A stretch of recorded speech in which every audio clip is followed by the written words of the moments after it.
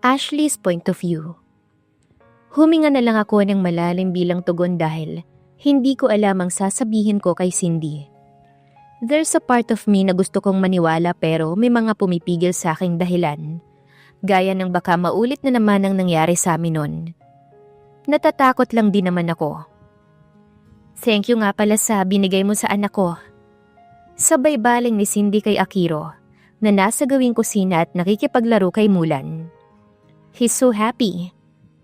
Tumingin din ako sa bata at saka ngumiti. Unang hawak pa lang niya kay Mulan, alam ko na marunong siyang mag-alaga ng aso. Halatang mapagmahal siya sa mga aso at mukhang nangungulila na siya sa aso niya. Kaya ipagkakatiwala ko na sa kanya si Mulan. Narinig ko kanina na aalis ka. Hindi naman sa nangingialam ako or what ha? Pero sigurado ka na ba talaga, Ashley? Hindi mo man lang ba muna siya dadalawin? She's referring to Gabriel. Hindi na. Nag-iwas ako ng tingin. Nasabi ko naman na sa sulat ang mga dapat kong sabihin sa kanya dahil sa hindi nga ako makalapit sa kanya. Isa pa ay alam kong galit siya sa akin, lalo na ang kapatid niya. Kaya para wala ng gulo, hindi na ako magtatangka na dalawin siya. Iniiwasan mo ba ang galit nilang magkapatid kaya ka magpapakalayo-layo? She hit my point. Isa na yon. Lalayo na ako para wala ng gulo. Para hindi na mapahamak si Gabriel. Siguro hindi talaga kami ang para sa isa't isa. Kasi simula umpisa hanggang ngayon ay ang gulo pa rin. Magulo pa rin.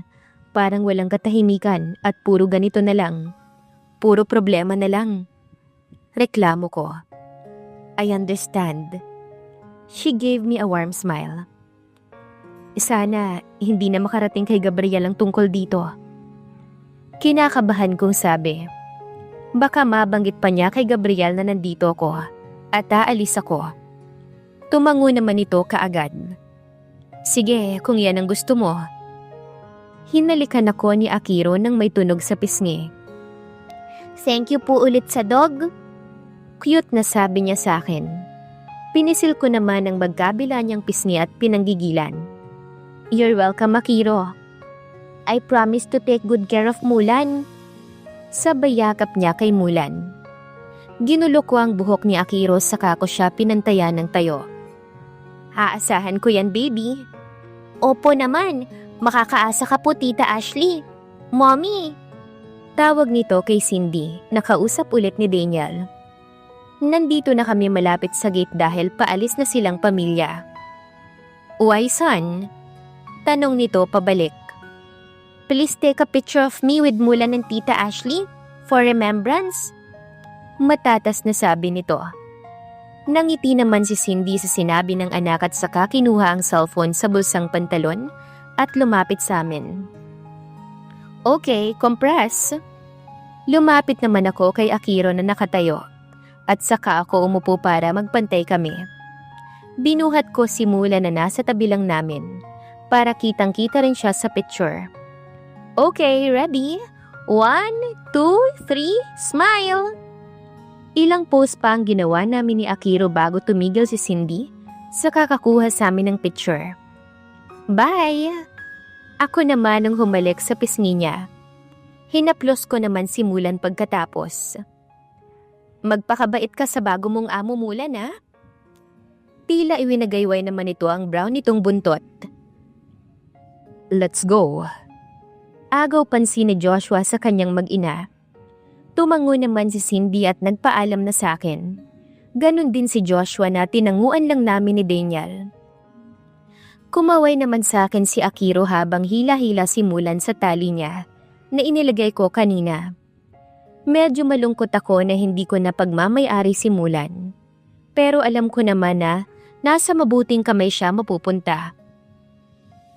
We'll talk later. Sabay baling sa akin ni Daniel nang makaalis na ang mag-anak. Tumango lang ako at sumunod na sa kanya papasok sa malaking bahay. Gabriel's point of view. Maayos na nililinis ni Rose ang mga opera ko nang tumunog ang cellphone ko. Medyo malayo ito sa akin kaya ipinaabot ko kay Rose na kaagad naman niyang sinunod. Si Ate Cindy, kuya. Sabay bigay niya sa akin ng cellphone ko. Nakikipag-video call sa akin. Umayos muna ako ng upo bago sinagot ang tawag. Bumungad kaagad sa akin si Akiro na may malaking ngiti sa labi. "Hello, idol!" Bibong bati niya na ikanatawa ko. Si Rose ay sumili pa sa cellphone ko dahil sa lakas ng bati ni Akiro. "Hello, little Joshua." Bati ni Rose dito. Kumaway naman pabalik si Akiro na nakaharap sa kamera. "Hello, baby. It seems like you're very happy today." Sad ko. Sunod-sunod naman siyang tumango sa akin. Napansin ko na binitawan niya ang cellphone niya kung saan kami nagvi-video call at sinandal ako sa kung saan. "Wait lang, idol ah." Bumaba ito sa sofa, tumakbo sa kung saan.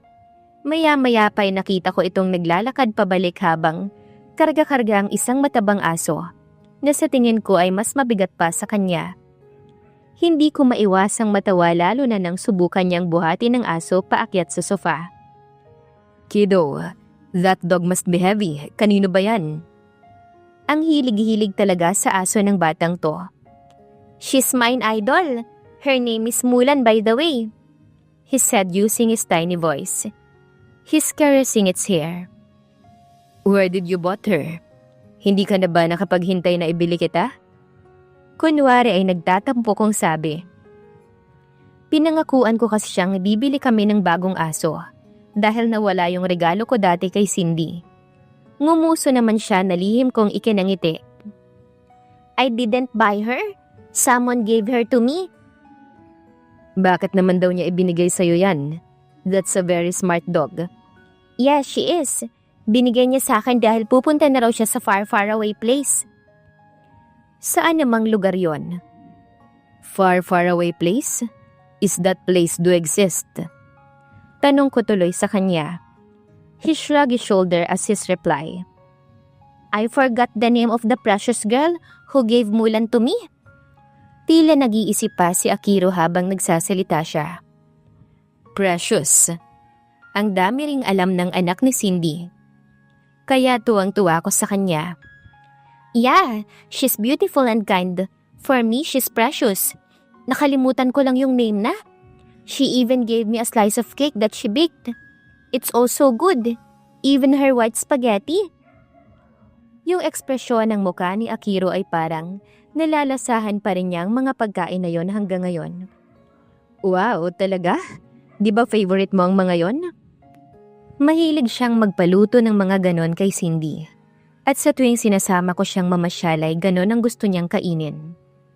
"Yup, best carbonara and cake for me." "Talaga? Mas masarap pa sa luto ng mommy mo?" Nangingiti kong sabi. Lumingon naman ito sa likod at nang humarap ulit ay nakalagay na ang hintuturo niya sa labi niya para patahimikin ako. "Yeah," pabulong na sabi niya. Natawa naman ako ng malakas dahil sa ginawa niya. "Isusumbong kita kay mami mo, sige." Pananakot ko pa. Ngumiti lamang siya sa akin sa video call. "I'll end this video call now, idol. Our dinner's ready?" Paalam nito habang yakap ang aso. Kumaway ako sa kanya sa screen habang nakangiti. "Bye, kiddo. Say hi to your mommy for me." "Of course, I will, idol. Bye." He gave me a flying kiss before he ended the video call. Nilapag ko na ang cellphone ko sa table para makapagpahinga na ako ng maayos. Nang maayos ko na ang higa ko ay tumunog naman ang cellphone ko. Hudyat na may nagchat sa akin. Kinuha ko naman kaagad ang cellphone ko at binuksan ko ang sinend ni Cindy sa akin na sa tingin ko ay si Akiro rin ang may pakana. "She was the one who gave Mulan to me. I asked mommy what's her name and her name is Ashley. She's Tita Ashley, also the one who cooked the best carbonara."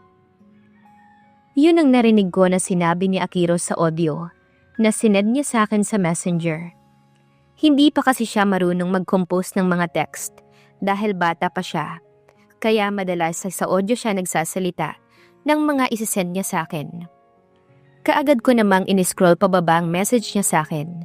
At tama nga ang hinala ko na si Ashley ngayon. Malapad ang ngiti niya sa larawan kasama si Akiro, habang ang aso naman na simulan daw ang pangalan ay nasa gitna nila. Kaagad naman akong nag-send ng audio kay Akiro. Where did you met her? Hinintay ko ang paglipas ng 15 minutes pero hindi na siya nag-reply sa akin. Pabaling-baling naman ako sa higaan dahil hindi ako makatulog sa sinend sa akin ng bata. Cindy knows where she is. Nagpa siya pa ulit akong maghintay ng 30 minutes pero wala na akong natanggap na kahit na ano kay Akiro. Baka nakatulog na siya. Ashley's point of view. Ginawaran ako ni Daniel ng isang halik sa noo bago niya ako niyakap ng mahigpit. Nagbabadya na ang mga luha sa mata ko pero hindi ako iiyak. Hindi pwede. Paninindigan ko ang paglayo ko. Mag-iingat ka ron ah. Masuyong sabi niya sa akin habang matiim na nakatingin sa mga mata ko. Tumango naman ako. Mamimiss kita Daniel, kayo. Sabay baling ko sa ilang kasambahay at driver na sumama sa paghatid sa akin dito sa airport. Mamimiss ka rin naman namin. Dadalaw ako sa'yo kapag may oras ako. Hindi ako mapapakali kapag hindi kita nakitang maayos ang lagay sa bansa na yon. Tumango ako at niyakap ko ulit siya ng mahigpit. Ang bala ko talaga ay hindi ko nasasabihin kay Daniel kung saan ako pupuntang bansa. Pero bago ko sa bansang yon, kaya hindi magandang ideya yon. Sige na, pumunta na kayo sa waiting area. Utos sa akin ni Daniel at pinabitbit na niya kay Raul ang mga gamit ko. Kasama ko si Raul papuntang Japan dahil yon ang gustong mangyari ni Daniel kaya wala akong magagawa. Dahan-dahan na kaming naglakad ni Raul papuntang waiting area habang kumakaway kila Daniel. This is it, Ashley. There's no turning back. Napayuko na lamang ako para hindi makita ni Raul at ng ibang tao ang luha ko na nagsisimula ng magsipatakan. Naupo kami ni Raul sa mga upuan sa waiting area habang hinihintay namin na tawagin ang flight namin. Sumandal ako sa sandalan at ipinikit ko ng mariinang mga mata ko na naiiyak pa rin. Senyorita, tawag sa akin ni Raul. Bakit? Are you hungry? I'll buy you some snack. No need, Raul. I'm not hungry. Naramdaman ko na gumalaw si Raul pero hindi pa rin ako dumilat ng mata. Good evening, passengers. This is the announcement for Flight 527C heading to Japan. We are now inviting those passengers with small children, many luggages, and any passengers requiring special assistance to begin boarding at this time. Please have your boarding pass and identification ready. Regular boarding will begin in approximately 10 minutes time. Thank you. Napadilat ako ng bahagya nang marinig ko ang announcement. It's time to go, Ashley. No regrets, self. Sa ikalawang beses na announcement ay tumayo na ako mula sa upuan. Ganoon din ang ginawa ni Raul. Senyorita, shall we? Dahan-dahan akong tumango kahit labag sa loob ko. Nakayuko lamang ako habang naglalakad papunta sa eroplanong sasakyan namin. Ang higpit ng hawak ko sa handle ng maleta ko para lang pigilan ang pag-iyak ko. My tears can't do anything. Nasaktan ko na si Gabriel. Ayoko nang madagdagan pa yon. Napahawak ako ng mahigpit sa lababo nang maramdaman ko na naman ang sakit ng tiyan ko. Buti na lang at tapos na akong mag-ayos ng pinagkainan namin ni Raul. Napahawak ako sa tiyan ko habang marahan ko itong hinahaplos. Senyorita, are you okay? Tanong sa akin ni Raul na nasa likuran ko na pala. Huminga ulit ako ng malalim at saka bumaling sa kanya. I'm fine. Medyo masakit lang tiyan ko. Do you want me to call Dr. Hayashi about your condition? Nagpapanik na sabi niya na ikinatawa ko na lang. I'm fine, Raul. This is normal because I'm pregnant. He is kicking attentively. I think he's now excited to see us. Yumuko ako at hinaplos ang tiyan ko na magwawalong buwan na. Stop kicking, baby. It hurts. Tumango naman si Raul. Pero ako ang nasasaktan kapag nakikita ko kayong nasasaktan. Inaawa na sabi niya. Umiling lamang ako habang nakangiti at dumiretso na sa sala para manood ng TV. Maya-maya pa ay bumukas ang pinto lula ng dalawang kasambahay ni Daniel at si Daniel mismo. Nginitian ko lang silang tatlo. Hi! Bati sa akin ni Daniel at umupo sa tabi ko. Kaagad niya namang hinawakan ng tiyan ko at hinaplos. Hi there, little one. Pagkausap niya sa anak ko. Napangiwi na naman ako sa sakit ng sunod-sunod na naman itong sumipa. Does it hurt? Tanong ni Daniel habang pinapakiramdaman ni Daniel ang mga sipa ng baby ko gamit ang kamay niya. May times na masakit lalo na kapag maraming beses. Nararamdaman ko rin na para siyang umiikot sa loob ko. Huminga ulit ako ng malalim para indahin ang sakit. Baby, calm down. Mukhang makulit ang isang to paglabas. Sipa ng sipa eh.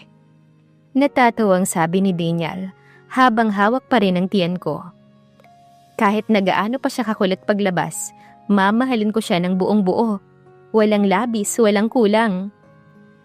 Sabi ko naman sa kanya, kahit na alam ko na magiging mahirap ang buhay ko bilang isang single mother, pagsusumikapan ko na maibigay lang ang lahat ng kaya kong ibigay sa anak ko. I want the best for him.